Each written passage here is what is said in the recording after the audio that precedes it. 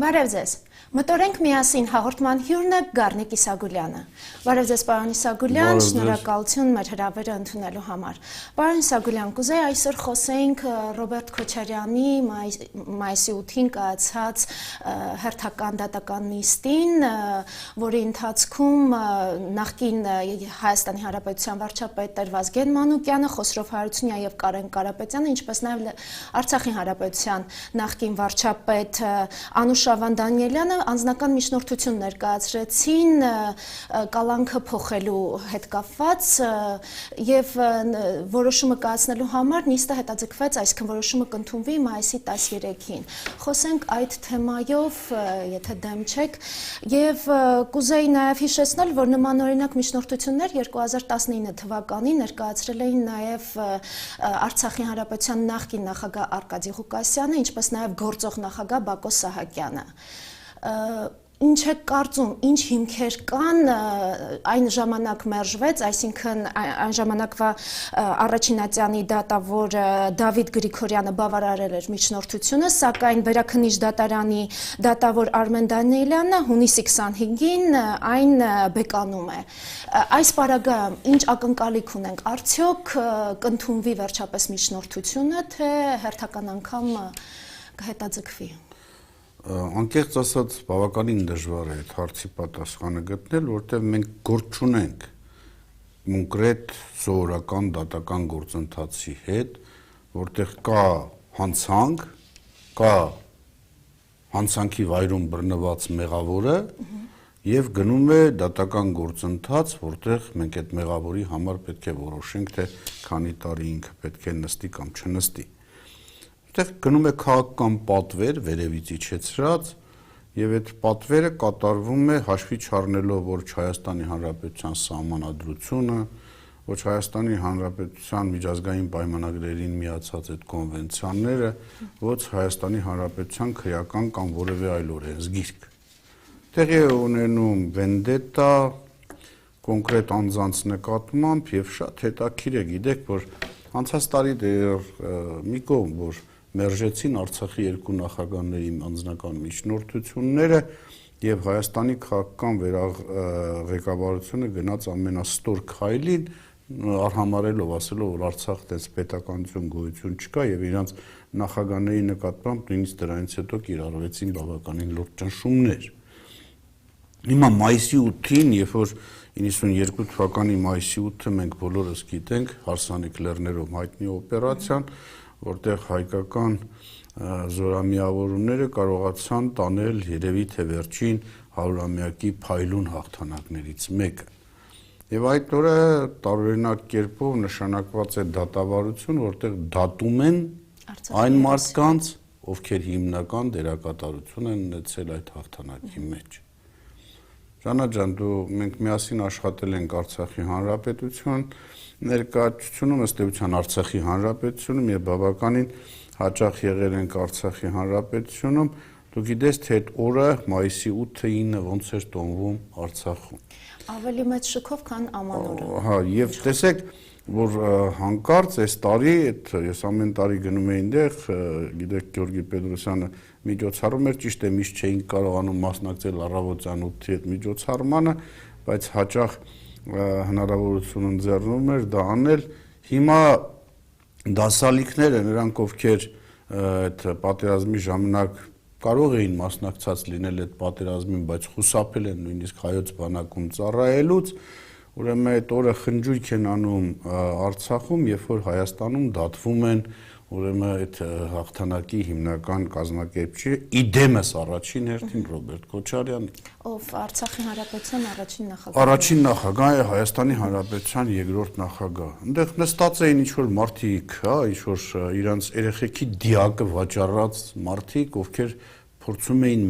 միանալ ինչ-որ մեղադրանքի, որի մեջ մարտի 1-ի զոհեր գոյություն չունեն։ Դատախազներին ես որ նայում էի նրանք, որ ներկայացնում էին, ինձ թվում էր, որ թուրքերը դատում են հայերին։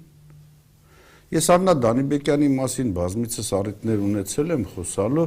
բայց գիտեք ինչ, եկեք մի անգամ էլ մտածենք, որ այդ կինը վիրահատություններից հետո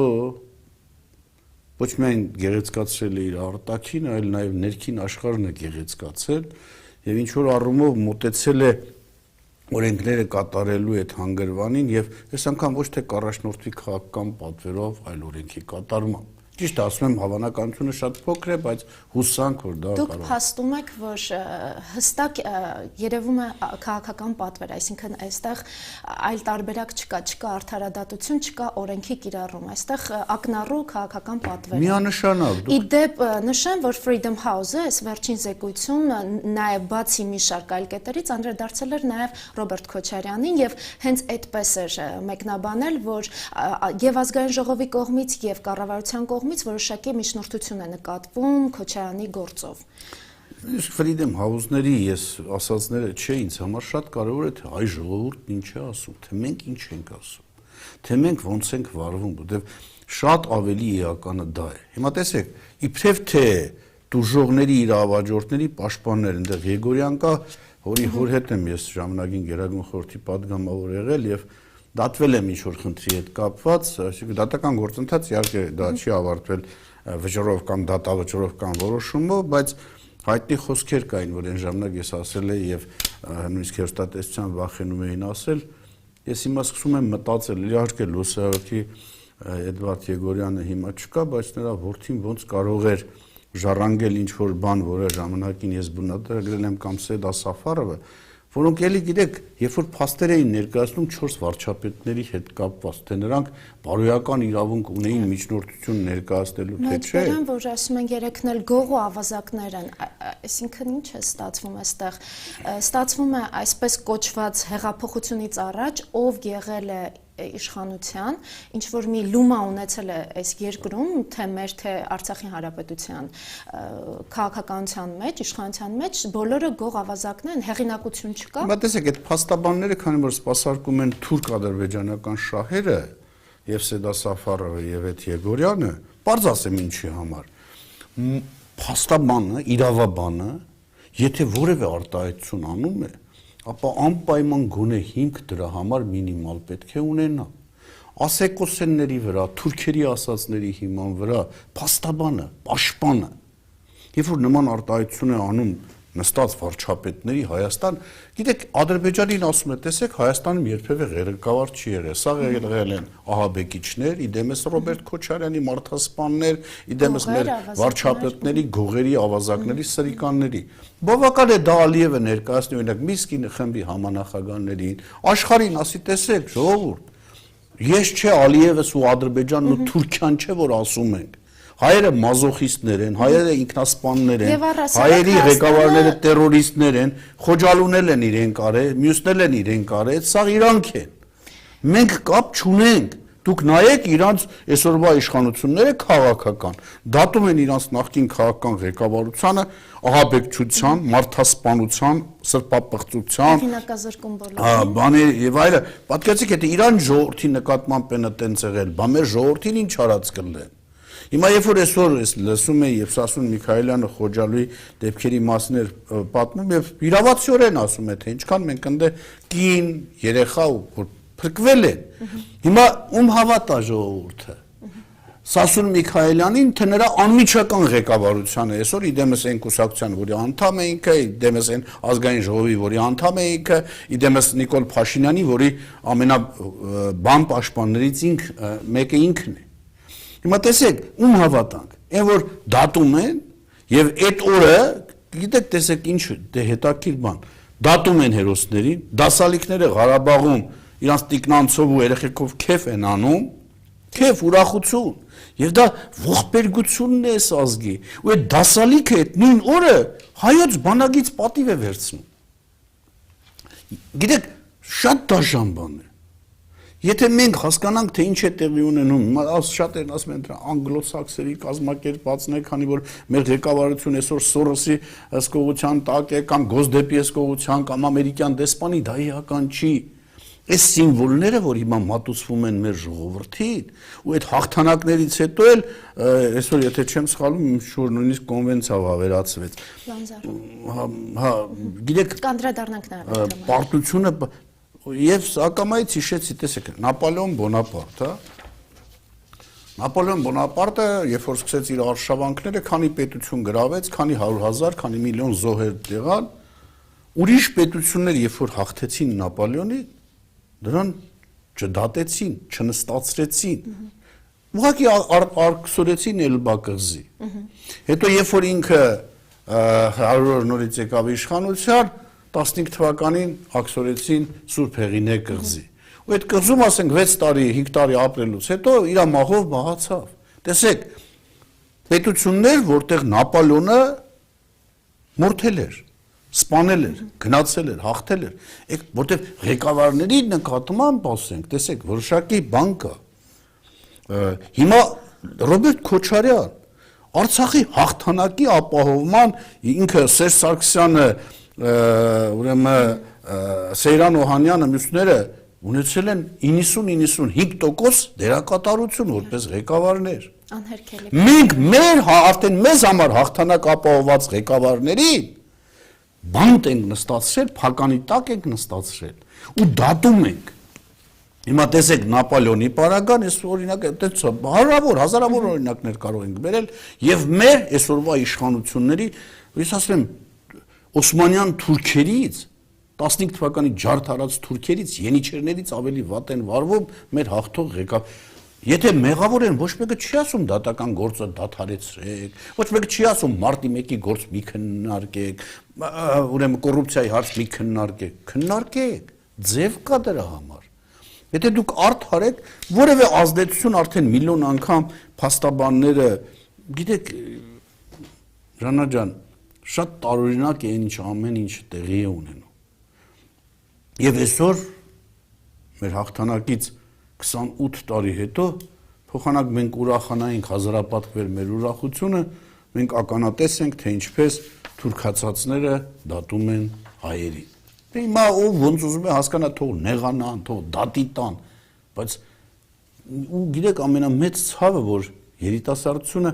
ես չգիտեմ ինչով է զբաղված, երբ որ սոցցանցեր ես մտնում, ստատուսներ են գրում, որոնց իմաստը հաստատ իրանք չեն հասկանում։ Ասենք, օրինակ, եթե խորանաս կպարզվի, որ այդ ստատուսը սատանայի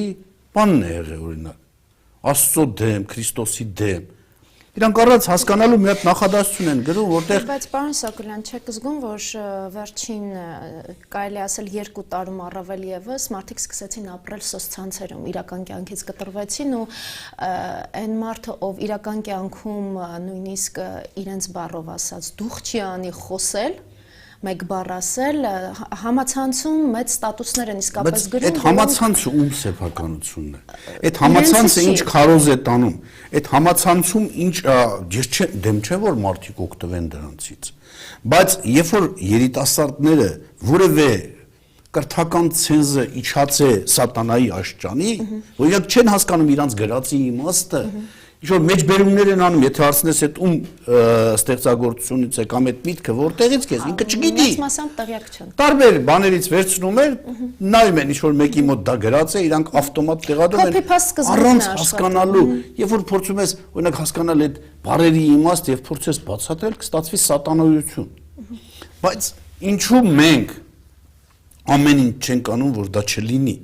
Ինչու մեր լրատվամիջոցները, սոցցանցերը, իշխանությունները, հատուկ ծառայությունները, որ կոչված են հենց նրա համար, որ այդ ամեն ինչը զտեն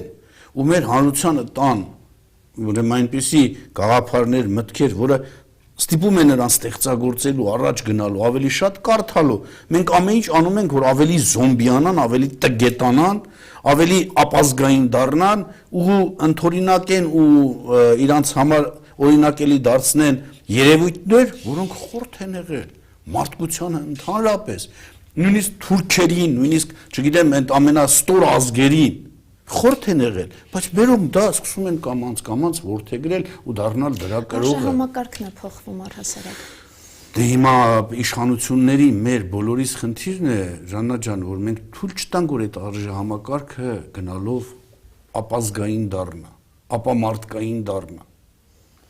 Մեր խնդիրը ուրիշ է։ Հավատացեք, միշտ ցավ ես ապրում այդ երևույթների համար, բայց ինչ անել, հավատացեք, շատերի հետ խորհրդակցության քննարկման ժամանակ խնդիր ես դրում, լավ, այս վիճակից դուրս գալու ելքը ո՞րն է։ Պարոն Իսագուլյան, դուք խոսում եք կարելի ասել վեհ բաների մասին, բայց միևնույն ժամանակ այդ նույն մայիսի 8-ին ազգային ժողովում մեր կողմից ընտրված մարդկանց կողմից մի այնպիսի օրինակ դրսևորվեց, որը թույլ է տալիս ցանկացած երիտասարդի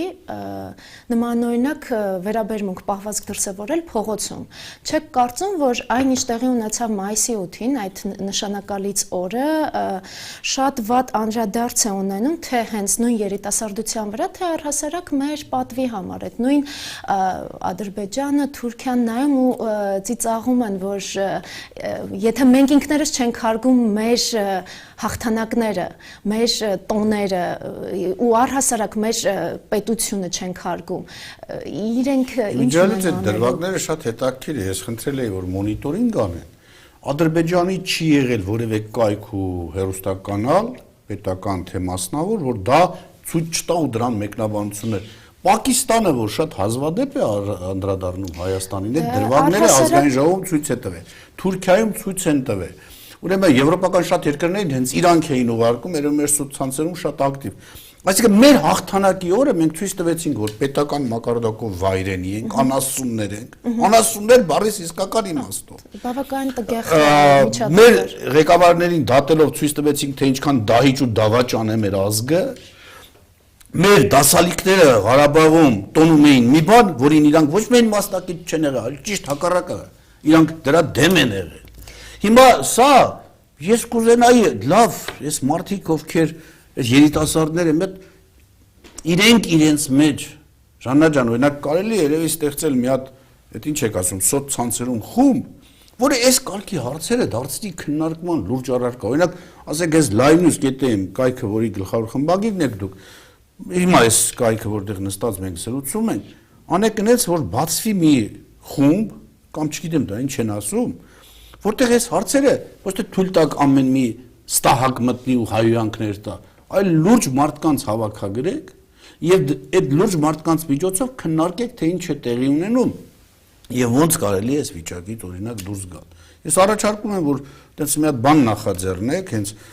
LIVEnews կայքի միջոցով կամ այդ սոցցանցերի նույն Facebook-յան էջ որևէ բացվի, բայց որտեղ լուրջ մարդիկ եւ այդ հարցերը քննարկեն եւ հասկանանք ազգային մարդիկ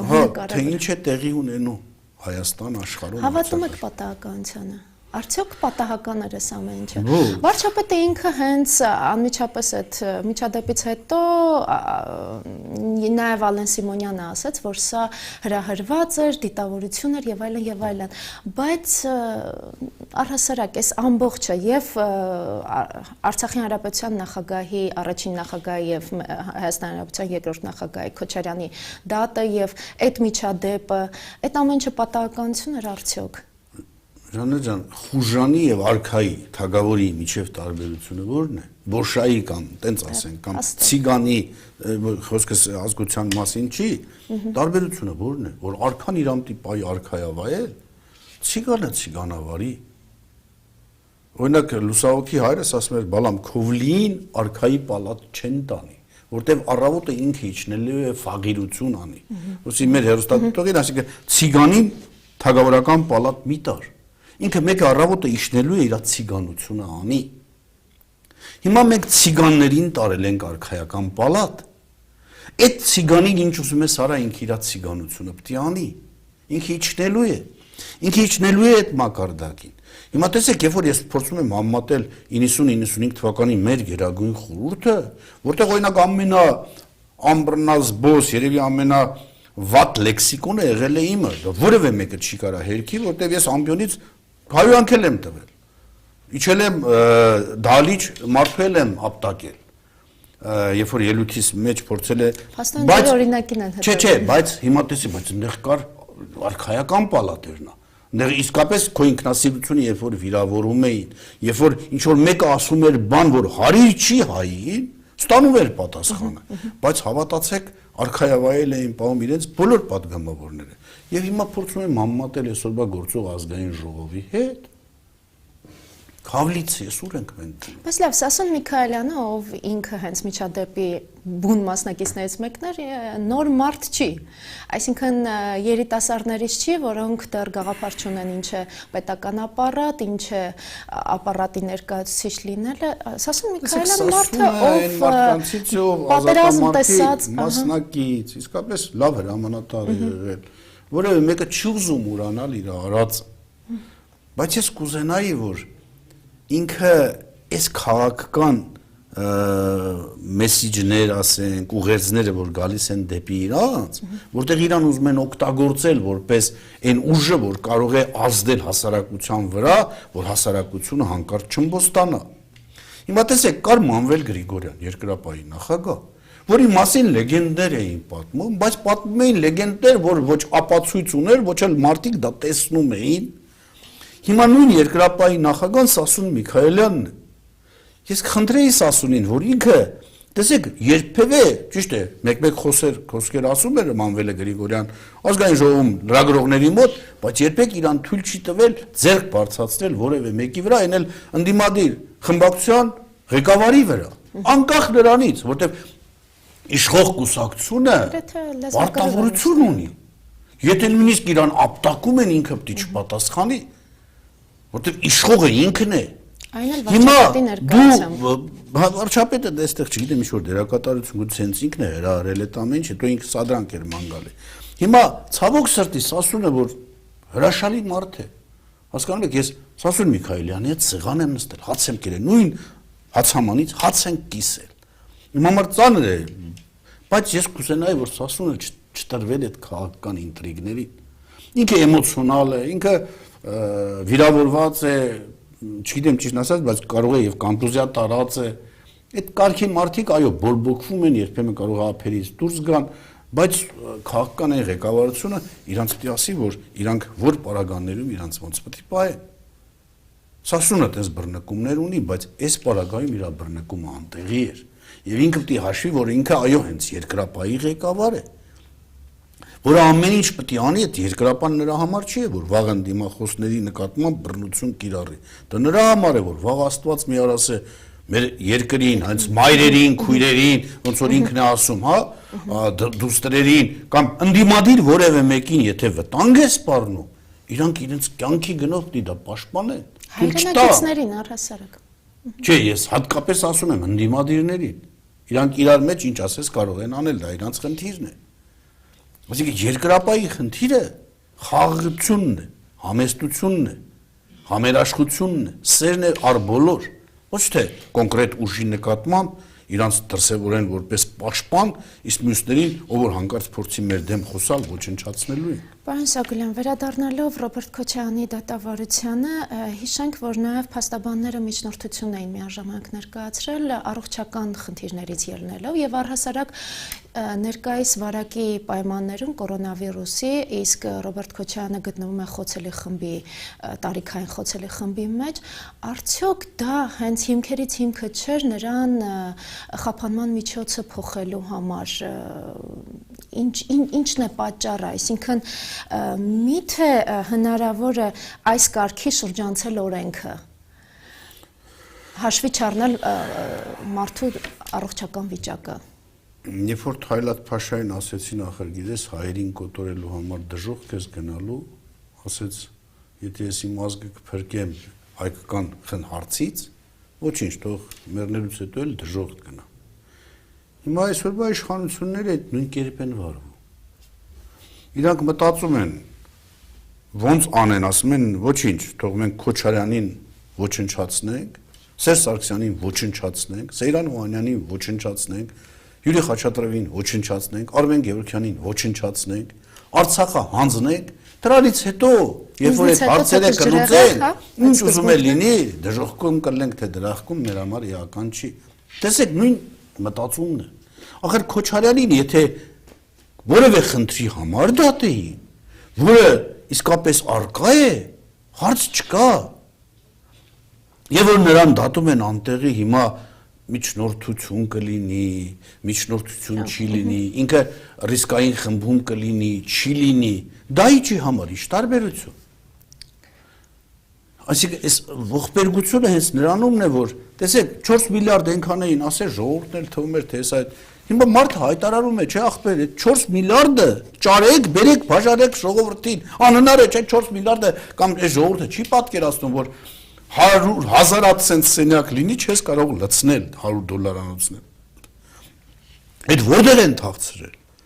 Փաշինյան, ճարի բեր բաժանի։ Այլապես ընդունի, որ դու ստել ես, ստում ես ու շարունակում ես ստել։ Հիմա էլ մանումենտի տները ժողովուրդ ջան, հեսա վերցնելու ենք, բաժանենք ձեզ։ Ախր չեք բաժանելու, չէ։ Ինչի եք խափում է ժողովրդին անդադ ինչ որ հիմար բաներով կերակրում, որպեսզի ձեր անգործությունը, ձեր հասությունը, ձեր տգիտությունը, ձեր թուրքացածվածությունը արդարացնի։ Բայց չեք կարծում, որ ժողովուրդը լավ էլ ընդունում է այդ ստերը, այսինքն ժողովուրդը նորմալ ընկալում է այն, որ վարչապետը մտնում է լայվ ու կարծես արդեն դա դարել է աշխատելավոճ, բոլոր պաշտոնյաները իրենց խոսքը արդեն հայտնում են լայվով նույնիսկ զանգահարում է քաղաքացիներին, դա ոգևորություն է առաջացնում անկախ նրանից, որ տվյալ քաղաքացին իր երեխային այսօրվա հացը չունի տալու։ Դա ողբերգություն է, բայց Ժանա ջան, ասեմ հետևել, հիմա մենք ուղիղ եթերում ենք, եթե հիմա նայենք կողքի կոմենտները, այնտեղ հրանք կա։ Իսագուլյանին տեսակ, մի 200 հոգի, որ ադրբեջանական փող են ստանում, թուրքական, այդ է մարդ։ Փաշինյանի միջոցով են ստանում, Ալեն Սիմոնյանի միջոցով, Արարատ Միրզոյանի, Մակունցի, կարևոր չի։ Սկսեք հայոյել, ամենաստորք հայոյանքները տվեք։ Այդ 200 հոգին նստած են, հիմա վստահ եմ, արդեն աշխատում են։ Հիմա այս ազգն էլ դարել է այդ 200-ի գերին, թվում է թե դա սաղ ամբողջ հայ ժողովուրդն է։ Այն որ շատերը դրսից են։ Եթե ուշադիր նայենք, Ադրբեջանից են, Թուրքիայից են, Ամերիկայից են, Անգլիայից են, որոնք այնտեղ չգիտես նստած Չէ, մեծ մասը հայրենիքի համար, չէ, բայց շատերը որ բացում ես, տեսնում ես նաև դրսից են։ Այդ կանոնները թվում են դեպի ուրիշ տեղեր։ Հիմա գիտեք, այս մարդկանց գերի ենք դարել մեր։ Եվ մնացած երիտասարդությունը, հասուն մարդիկ մտածելու ունակությունը կարծում եմ կորցրել է։ Գիտեք, երբ որ գալիս են քեզ ասում են այ Իսագուլյան ջան, որ այ ես չեմ ուզում սենց ելույթներ ունենամ։ Ես չեմ ուզում քննադատեմ Հայաստանի Հանրապետության վարչապետ Նիկոլ Փաշինյանին, հանգուցյալ նախագահ Արմեն Սարգսյանին, որին վաղուց թաղել ենք ու չենք էլ կարողանում տարին տանք կամ բանը նորմալ մարդավարի այս կորոնավիրուսի պատճառով։ Ինձ դժվար է այդ բաները ասել, բայց տեղ չի մնացել։ Մի եկեք ինձ ողջունեք, ասեք քո ելույթը դուխով, չէ, ես դուխով չեմ, ռիսկով չեմ։ Ուղղակի չեմ կարողանում այս փաստերի մտահոգ եք։ Չէ, պատկերացեք մայիսի 8 ես պիտի լինեի Արցախում։ Ինչպես միշտ։ Ես բայց ստիպված էի այստեղ լինել, որ տեսնեմ մարդուն, ով այդ ժամանակ եղել է մայիսի 8-ին 92 թվական, երբ որ Իրանի Իսլամական Հանրապետությունում էինք Լևոն Տեր-Պետրոսյանի հետ, այդ հաղթանակի մասին, երբ որ մեր լուրը եկավ, ինձ կանխում էին, որ հենց անկարծ բարձրաձայն չգորան, որտեղ ազերիներն էլ այդ ժամանակ Ռաֆսանջանի ներկայությամբ մենք փորձում ենք Մահմեդովի հետ ձեռ-ձեռի տալ Լևոն Տեր-Պետրոսյանը։ Հիմա մնացած տարիներին այդ օրերին ես եղել եմ Արցախում եւ ուրախությունս հիմա ես ստիպված նստած դատական գործընթաց էր նայում ամբողջ հայ ժողովուրդը։ Նոր ազգային ժողով էր նայում, կռիվ էր տեսնում, որ հայերը վայրենի են, ազգային ժողովում իրար ծեծում են։ Ով Արցախ էր նայում, տեսնում էր, որ դասալիքները ողջուն են ընդունում բանակից։ Եվ Արցախի նախագահի մյուսների հետ, գիտեք, ես հասկանում եմ այդ մարդկանց վիճակը նաև։ Իրանք Հայաստանի ղեկավարն է, եկել է։ Իրանք շատ լավ հասկանում են ինչի ինչոց է, բայց պարտավոր են իրենց այդ օրերին հաստատ Բակո Սահակյանը չէր ուզենա, որ դատվեր իր առաջին նախագահ Արցախի, ում ենթակայության տակ ինքը աշխատել է։ Ինքը նույնիսկ փորձ է արել միջնորդություն։ Կամ նույն Արայիկը Հարությունյան նորընտիր նախագահ։ Իդեք ծանր է, բայց իրանց ստիպում են, որ այդ օրը եկեք, մեր հետ քայլեք, ուրախացեք, տիկնանցով էլ հավաքվել եք, ռեստորանում հաց կերեք, ուրախացեք, բաժակ խփեք կենաց, երբ որ ստեղ դատում են հիմնական հաղթողների։ Գիտեք, Ռանա ջան, դաժան բան է։ Օրինակ հիմա ես պատրաստվում եմ այս երկու օրը Արցախ մեկնել, ճիշտ է, այդ բավականին լուրջ այնտեղ միջոցառումներ է իրականացվում, հիմա ամեն մի գնալը գիտեք խնդիրների հետ է կապված, միջև պարետ պետք է զեկուցվի, արդեն խնդրել են, որ զեկուցեն, գիտեք, ոչինչ, ես ուշ կգնամ կնշեմ իմ հաղթանակը Շուշիում, իմ հաղթանակն է դա։ Դա Սերժ Սարգսյանի հաղթանակն է, դա Ռոբերտ Քոչարյանի հաղթանակն է, դա Սեյրան Օհանյանի հաղթանակն է, դա Յուրի Խաչատրովի հաղթանակն է։ Դա Նիկոլ Փաշինյանի մյուսների հաղթանակը չի։ Սասունի հաղթանակն է, Սասունն էլ թող գար այնտեղ, բայց ինքն էլ պահանջեր, որ ոնց կարելի է։ Իրեք Յանա ջան, ողբերգությունը ինչ ասեմ, ասում եմ, այս տարի մայիսյան թերատոն, որ ասում ենք, ես չգիտեմ, մենք ուրախանալու առիթ ունենալու ենք եւ արդյոք վաղը Աննա Դանիբեկյանը համարձակություն կունենա արտաքին փոփոխության հետ նաեւ ներքին փոփոխության իրան ենթարկել եւ այն բանը, որ կարելի է պլաստիկ վիրահատությամբ վերացնել թերությունը, եկեք փորձենք լավատեսեք պարոն Իսագուլյան վիրահատությամբ սпасել, որ վաղը գոնե կհասկանան, որ չի կարելի անել այն, ինչ անում են հիմա։ Պարոն Իսագուլյան, բացի Ռոբերտ Քոչարյանի դատական գործընթացից այսօր մի աղմկահարույց օրենք ընդունվեց Լանզարոտեի կոնվենցիան սեռական շահագործումից եւ սեռական բնույթի բռնություններից երեխաներին պաշտպանության մասին, բայց ինչպես հայտնի է, դա ավելի շատ սեռակողմնորոշման հետ կապված խնդիրներ առաջացնող կոնվենցիա է եւ կարծես թե ավելի շատ կոնվենցիայի ջատագովներն ու պաշտպանները սեռական կողմնորոշման խնդիր ունեցող մարդիկ են, նրանք ովքեր պաշտպանում են LGBT-ներին, այսօր ակտիվ պաշտպանում են այս կոնվենցիայի վավերացումը։ Մտավախություններ չկան, ինչ է սա իրենց առհասարակ ներկայացնում եւ արդյոք մենք մտորելու, վախենալու բան չունենք մեր երեխաների համար։ Ժանա ջան, դու հիմա ունես մանկասակ տղա երեխա, հրաշալի, հա, կապուտաչի այդ հրաշք պատկերացնես այդ պատանուն հետո սկսելու են դպրոցում ասել, որ պարզ չի դու տղա ես թե աղջիկ։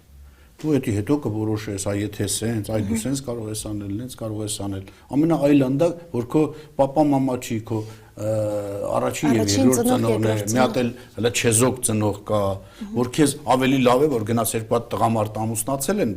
քո պապան ու մաման կամ մամա Պարոն Իսագուլյան, սարսափելի բաներ եք ասում։ Չէ, հիմա տես, ասում եմ, ամեն մեկիս է դա սպասում։ Գիտեմ։ Հիմա ինչ են կանելու, օրինակ նրանք ովքեր տեսնեն, ստիպված իրանց երեխեքին վերցնելու են Ռուսաստան գնան, որտեղ չթողեցին, որ այդ Ստամբուլյան կոնվենցիան մյուսները վավերացվեն կամ մեզ կոնվենցիան վավերացվի։ Այսինքն մենք արհեստականորեն երկրից ուզում ենք դուզ մղել նրանց, ովքեր ուզում են իրենց բարոյական արժե համակարգը պահել, բայց որտեվ Հայաստանում արդեն ստիպողաբար տանելու են դպրոցներում դասավանդեն այն, օրինակ տես կրոնի պատմություն հանում են, հայոց պատմությունը հանում են, հայոց լեզուն գրականությունը հանում են, բայց սա պարտադիր դիմացին, որտեվ այս կոնվենցիայով մենք պարտադիր երեխեքին այդ սեռական, պատկերացրու ես 7 տարեկան, 6 տարեկան երեխուն սկսեն բացատրել եւ այլ հետո ասեն, որ տարբերություն չկա, դու աղջիկ ու տղա, երեխեք երկուստը դու կարաս ասես, որ դու տղա ես, դու կարաս ասես, որ դու աղջիկ ես, իսկ այդ տարիքում երեխեք ամեն ինչի սա ընտանիքներն այլանդակելու, ազգը վերացնելու, այդ լավագույն 500 միլիոն այդ էլիտան, որ դի աշխարհը կառավարի մյուսները ոչխարի նման դի աշխատի, հիմա մեզ մեր ազգային ժողովի падգամավորները տանում են ոչխարի կարգավիճակի։ Հիմա եթե հասարակությունը չի ընդվզում, այսօր իմացա, որ մի քանի հոգի են դրան դեմ դուրս եկել։ Դե լավ, ինչ անես։ Ինչ անես,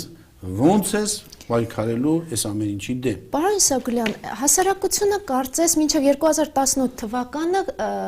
թմբիրի մեջ էր, քնած էր կարծես։ Ասում ենք, որ մարդիկ հարմարվել են իրավիճակի եւ այլն եւ այլն։ 18 թվականին ապացուցեց ժողովուրդը, չակերտներով թե առանց չեն անդրադառնում դրան։ Ժողովուրդը ապացուցեց, որ ինքը ունակ է իր իրավունքներին տեր կանգնել, այսինքն պաշտպանել իր ցանկությունները, իր իրավունքները եւ այն իշխանությունը, ում ուզում է բերի։ Եղավ հեղափոխությունը։ Հիմա այդ նույն հասարակությունը նորից կարծես հարմարվում է իրականությանը։ Միթե չեն հասկանում, որ նմանօրինակ օրենքները ազդում են իրենց իսկ ընտանիքների, իրենց իսկ սերունդների, իրենց իսկ անձի վրա։ Չէ, ես ժամանակին հայտարարել եմ, որ երբ որ Ալիև հայրը դեռ 200 միլիոն Սորոսին փող տվեց, պայմանով որ 100 միլիոնը մնում է Սորոսին, 100 միլիոնը պիտի ներդնեն Հայաստանում, քայքայիչ գործունեություն ծավալին։ Դրան ավելացավ նաև Իլհամ Ալիևի տվածը Սորոսին, այդ փաստերը արկա է։ Հիմա այդ գումարներից 200 միլիոն, 300 միլիոն եկել է ընդհանրենք Հայաստան։ Այդ ժամանակ, երբ որ մենք օրինակ զբաղված էինք լուրջ հայրենանվեր գործունեությամբ, նախկին իշխանությունները, Սերժ Սարգսյանը, Ռոբերտ Քոչարյանը, ցավոք իրանք այսա հատուկ ծառայությունները որտի բացահայտ էին ու դրանց ուղակի կալանավոր էին որպես դրսից ֆինանսավորվող եւ քայքայից գործունեություն տանող կառույցներ չնկատեցին ցավոք սրտի։ Եվ սրանք նախապատրաստեցին այդ, ասենք, մոտավորապես ցանկացած ազգի մեջ տականք կա։ Մոտ 100,000 տականքի, որ դրանք փողոց դուրս գան։ Դրանք ճիշտ է, նրանց միացան շատ երիտասարդներ, որոնք չէ, իրանց համար հաճելի էր գնալ ճանապարհի, վայ, շփվում են մարդկանց հետ, պատմում որ ինքը ճանապարհ է փակել։ Ասեմ, բայց հանուն ինչի։ Ինքն էլ չի հասկանում։ Ես սիրում եմ կապույտ մազերը ներկի, կանաչ ներկի, քյաչալանան աղջիկները, տղաները, ճիշտ հակառակը, հա։ Հիմա երբ որ այդ մարդկանց հարցնում ես, լավ, ինչի, հիմա հարցնում ես։ Իսկ այն 100,000-ը կա։ Այդ 100,000 տականքը, այդ ակտիվ ազգադավ փոքրամասնությունը կարողացավ ստիպել։ Դա մի օրվա գործ չէր, դա հեղափոխություն չէր։ Դա այլանդակների իշխանության գալու գործընթաց էր, որ շատ երկրներում հիմա այդ փողերով անում են, նրանք ովքեր ուզում են միուս պետությունները քայքայեն, քայքայելը ոնց է լինում։ Այդ այլանդակ ուժերին իշխանության են բերում, իսկ դրանից հետո արդեն դու գործ չունես, այդ այլանդակ ուժերը իրանք այդ ամեն ինչը իրանց հասարակության վրա տարածում են։ Հիմա բնականաբար այս կոնվենցիաները, Ստամբուլյան կոնվենցիա, մյուս կոնվենցիաները, այդ սեռական փոքրամասնությունների իրավունքների պաշտպանությունը եւ այլ, հիմա արդեն մարդու իրավունքների պաշտպանը նամակներ կսկսի ստանալ, որ ընտանիքներում մանկահասակների նկատմամբ բռնությունը, այսինքն բռնությունը այդ երեխեքին տանելու են բունկերներ, որտեղ դաստիարակելու են ինչ որ պիտի դաստիարակեն։ Բայց հասարակությունը չգիտես ինչու են առողջ մասսան։ Սա ոչ գիտակցում է։ Ոչ ուզում է գիտակցել, իրա այնքան են զոմբիացել, անասունացել, կներել ես բառերի համար, բայց փաստ է, որը ինչ ասում ես, նախկինները թալանել, այդ ձեր ցավը տալեն, բա 2 տարի ես նոր իշխանություններն են, բյուջեն չի փոխվում, չի ավելանում, այդ թալանածը, բա եթե բյուջե է գալի ինչի, բյուջեն չի ավելանում, հələ այդքան էլ ես մեծահարուստներից ում բռնեցին 30 միլիոն, 300 միլիոն, տարբեր թվեր ենք, չէ՞ լսում, իբրև թե մարդկանցից վերցրել են։ Գոնե 105 միլիոնը հաստատված փողն է։ Նույնիսկ այդ փողը չի գալի բյուջե։ Բայց հասարակությունը ասում եմ, կամ ինքը իր արած ստորության համար չի ուզում պատասխանատվություն վերցնել իր վրա, որ ես սխալվել եմ, որ ես եկա պայքարեցի հանուն ինչի ինքս էլ չհասկացա։ Մերժեցի, ընդհակառակը սորոսականի բերեցի, ազգադավի բերեցի, դասալիքի բերեցի, ինքն էլ չհասկացավ։ Հիմա դարել է դրա գերին ու վախենում է ծպտուն հանելու ձեն։ Իսկ գիտեք, օրինակ նույնիսկ կառավարության անդամներ չեն նախկին։ Գլխավոր դատախազ, գեներալ լեյտենանտներ, ովքեր մի օրում վաճառվեցին։ Իբրև թե իրանք միացան հեղափոխությանը։ Եվ որ օրինակ ես այդ ժամանակ որ ազգային ժողովում արկա հայ հեղափոխական դաշնակցության բարգավաճի պատգամավորների հետ բզրուցություն ասում են, լավ, դուք չեք գիտակցում ինչ է տեղի ունենում։ Դուք չեք հասկանում ինչ է, ինչ ես ասում, ժողովուրդ հարթնացել ախր հին իշխանություն, չնայած իրանք էլ հին իշխանության ինչ-որ մաս են եղել որոշ ժամանակ։ Այսինքն նույնիսկ այդ մակարդակով չկարողացան գիտակցել, թե իրականում ոչ թե հեղափոխություն է տեղի ունենում, այլ այն 20 տարիների մշակված ստահակները իրանց ակտիվ փոքրամասնությամբ ամբողջ ազգին պարտադրում են մի ուղեգիծ, որը ազգը տանելու է կործանման։ Թող ինձ հակառակը ապացուցե։ Թող ասեն, որ մենք մայիսի 8-ին չենք դատում նախկին ղեկավարներին, մայիսի 8-ին չենք ապացուցում, որ մեր բոլոր ղեկավարները, այդ թվում նաև վարչապետներ եղել են թալանչի, ահաբեկիչներ, ստորներ, խոջալունել են իրանք արել, Արցախի շրջապատի այդ սաղ յուղերը իրանք բնաջնջել են, այս հայերը ցեղասպանություն էլ չի եղել։ Նրանք չեն հասկանում, որ իրենց ամբողջ գործունեությունը վաղը մյուս օրը երբ որ իրար կցես աշխարհին ցույց տաս, այլ հայերի դատ ու դատաստան հայկական դատը ո՞րն է։ Հայերի պահանջը ո՞րն է, ասել են, չէ, դուք ինքները, ձեր իշխանությունները ասում են, որ դուք մարդասպաններ եք, դուք ձեր քաղաքացիներին եք սպանել։ Բա ո՞նց կարող է ազերիներին ինչ սպանեիք։ Այսինքն ազգային ժողովում մենք տուր ու դմփոս ցույց ենք տալի, որ վայրենիններ ենք, անասուններ ենք։ Արցախում ասում են գնում են դասալիքները պատիվ են վերցնում, խախտողները նստած են։ Ո՞նց է դու մենք որպես ազգ վաղը իրավապահ համակարգը ինչ է մտածում առհասարակ։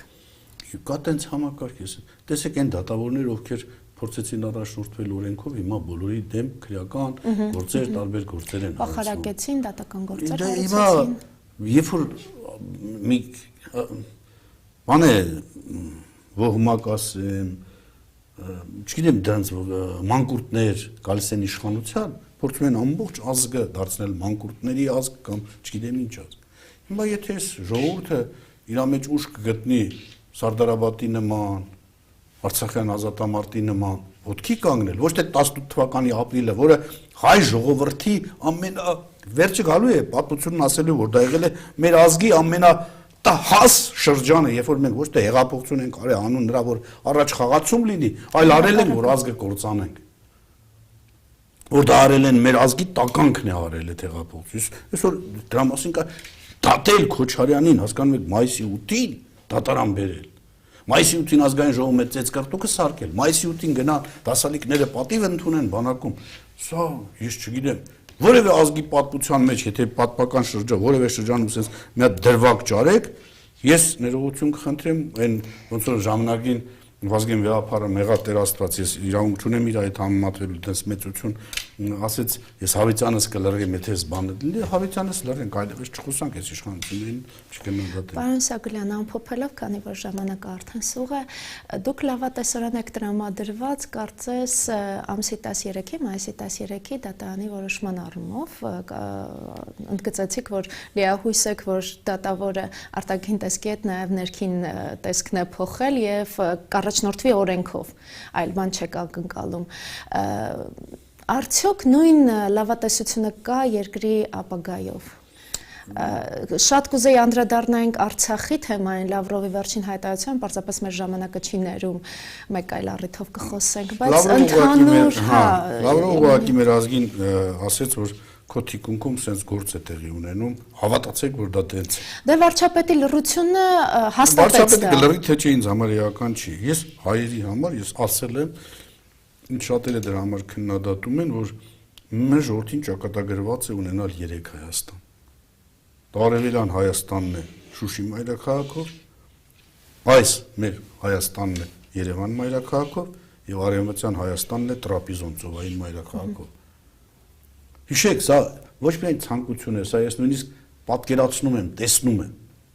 Ինչ շատ են ասում, որ դե լավ ինչի է տենց։ Դե նախագահի տեխնացուներ շատ կան ցանկացողներ, վարչապետներ, բան, թող 3 Հայաստան լինի եւ լինելու է։ Արևելյան Հայաստան, որտեղ պատմության մեջ ենք մենք դե։ Հայկական լեռնաշխարհում, հայկական բարձրավանդակում մի Հայաստանը շատ բան է։ Մենք դու ունենանք 3 Հայաստան, արևելյան, այս Հայաստանը, որ կա, արևելյանը Արցախն է, բայց տարածքը ուրիշ իհարկե, մյուսներն շատ ավելի մեծ, եւ արևմտյան Հայաստան ծովային մայրաքաղաքում։ Մենք առանց ծովային մայրաքաղաքի Տրապիզոն, դա ես հավատում եմ, դա կլինի 100 տարի հետո, երբ կլինի, բայց դա լինելու է։ Հայ ժողովուրդը, որ աստվածային ժողովուրդ է, ցավոք սրտի հիմա մեր մեջ ներն է մտել եւ փորձում է այն փորձության ժամանակ մեզ ամենածանր փորձությունը տալ, բայց ես վստահ եմ, որ այդ փորձությունից մենք դուրս կգանք եւ հայ ժողովուրդը իրավունք չունի քաղաքական նման էլիտա ունենալու։ Նա պետք է ունենա էլիտա, որ իր վաղվա օրվան հավատում է, ազգը միասնական է դարձնում անկախ նրանց հայացքների տարբերությունից եւ իսկապես սիրով առաստված առ սեփական հայրենիք գնում է առաջ եւ հավատացեք, որ այդ ճանապարհին մենք շատերն են ասում, դե գերմանացիք մոտ ասում են 4.5 միլիոն թուրքացած կամ քրդացած հայեր կան արևմտյան Հայաստանում, մենք ժամանակին իմ ինստիտուտը դուք որտեղ աշխատել եք եւ ղեկավարել եք բաժին Ժաննա ջան, հիշեք, որ 12 միլիոնից ավել քրդացած ու թուրքացած հայեր կան։ Մենք վաղ թե ուշ արևմտյան Հայաստանում այդ հայերին հայացնելու ենք։ Այս վերջերս մի հատ ինչ-որ ֆիլմ է, որ շատերը նայում են, իմ համար այդ ֆիլմը այնքան էլ բան չի, հա, բայց բոլոր դեպքերում, բայց իրական պատմության մեջ, գիտես, մենք 4 անգամ այն ժամանակ արշավախմբ ուղարկեցինք Թուրքիա, Տրապիզոնի շրջան, մյուս շրջաններում, Վանա շրջանի լճի շրջակայքում, ում տունը գնում մի քիչ փորփրում ենք, բարձր որ արմատները հայկական են։ Եվ գերմանացիները, կարծում եմ, էթնոգրաֆները բավականին դուրս զբաղվում են։ 12.5 միլիոն մենք Թուրքիայում հայեր ունենք։ Քրդացած, թուրքացած շատերը չեն հիշում, բայց երբ որ խորանում ես, բարձր որ մնում է մարդկանց հետ նորմալ աշխատել։ Ու դերը գալիս էին մեզ Ադրբեջանից, ասում էին, որ մենք հայեր ենք, մեզ ընդունեք, մենք իրանց վանում էինք, ամշնահայերին մենք վանում ենք իզուր։ Նրանք եւ դարձի կգան, եւ կհայանան, եւ հայ են։ Ուղղակի հարկավոր է, որ պետականությունը ոչ թե քո սեփական ղեկավարներին դատի ենել, այն հերոս ղեկավարներին, այլ որոշի իր պետականությամբ լուրջ զբաղվել եւ խնդիր դնի, որ Հայաստանը որպես պետություն այս տարածաշրջանում այնքան հզոր ու կայացած լինի, որ աշխարհը ստիպված լինի մեր հետ ուղղակի հաշվի նստել։ Շնորհակալություն, պարոն Իսագուլյան, հուսով եմ ձեր պատկերացումները եւ ցանկությունները շատ մոտ ապագայում իրականություն կդառնան։ Իսկ ես հիշեցնեմ, որ այսօր մեր հյուրն էր Ազգային Անվտանգություն կուսակցության նախագահ Գառնիկ Իսագուլյանը։ Շնորհակալ եմ, եղեք առողջ, ցտեսություն։